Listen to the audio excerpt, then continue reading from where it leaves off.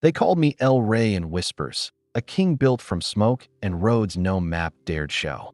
I learned early that power smelled like diesel and fear, and that loyalty could be bought cheaper than a warm gun.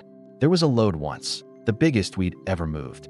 Everyone knew it, even the men who pretended not to care.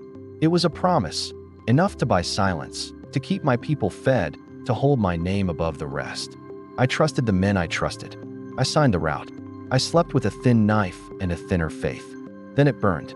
Not just the cargo, the men I raised, the drivers who called me brother, the boy who looked up at me like the world made sense if I said it did. Flames took more than freight.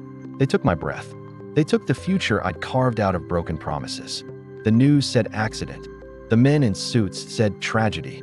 I watched their faces the way a hunter watches foxes, patient, slow, remembering. Grief is a sharp instrument.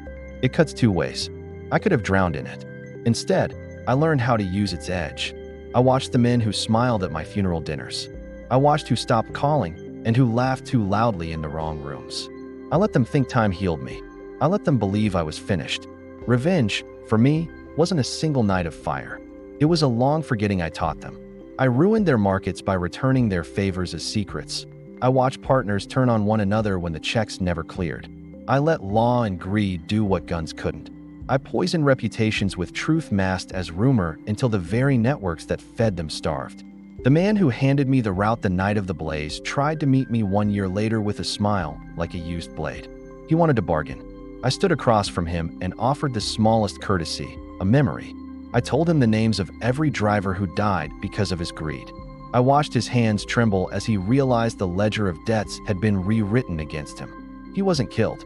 I prefer endings that make men live inside their ruin.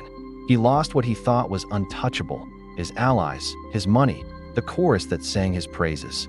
He slept in a house full of locked doors and still heard footsteps. That is a quieter death. When I finally walked the docks again, the smoke felt different, not just loss, but a cold kind of balance. I did not celebrate. I only cleaned the knife and put it away. Power returns, sometimes, to men who pay for it in full. I paid with silence, with patience, with the knowledge that some debts are settled slowly, so that the world can learn the cost. This was my load. This was my reckoning. This is Dark Justice Hub, where the betrayed must find a way to name their betrayer.